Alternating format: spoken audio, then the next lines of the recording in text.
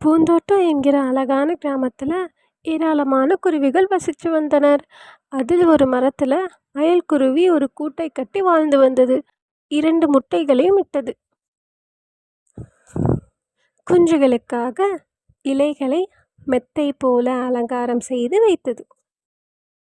அயல்குருவி நண்பர்கள் முட்டைகளை பார்ப்பதற்காக வீட்டிற்கு வந்தனர். முட்டைகள் மெதுவாக சத்தமிட்டு குஞ்சுகள் வெளியே வந்தது.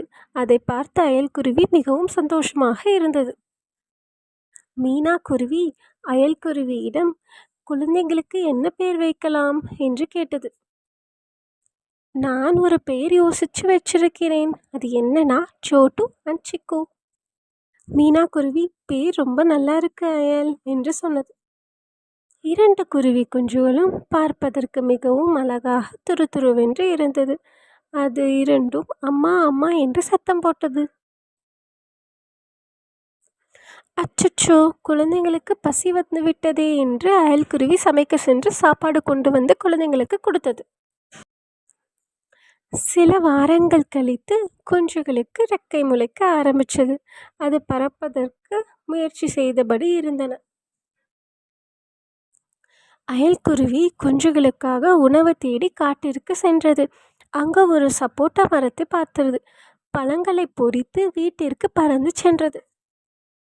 வீட்டிற்கு வந்த அயல்குருவி, சோட்டு சிக்கு இங்க வாங்க, உங்களுக்காக நான் இனிப்பான பழத்தை கொண்டு வந்திருக்கேன் அப்படின்னு சொன்னுச்சு.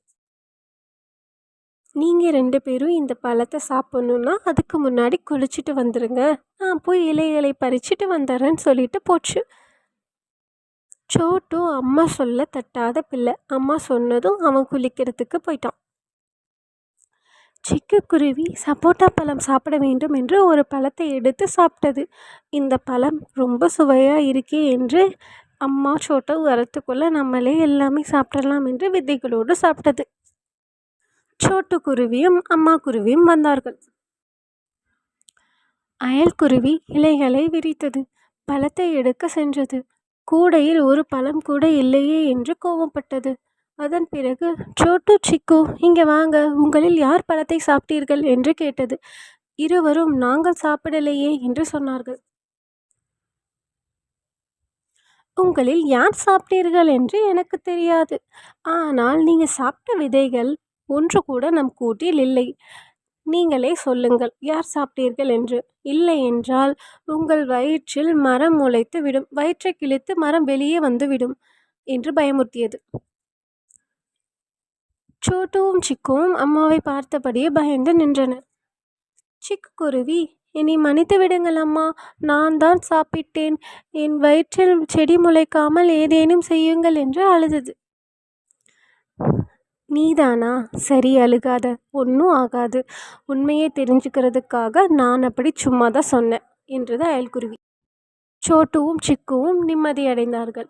இது போலவே நீங்களும் எப்பொழுதும் உங்கள் அம்மா அப்பாவிடம் உண்மையை மறைக்காதீர்கள். உங்களுக்கு என்னோட கதை பிடிச்சிருந்ததுன்னா லைக் பண்ணுங்கள், ஷேர் பண்ணுங்கள், சப்ஸ்கிரைப் பண்ணுங்கள். தேங்க்யூ.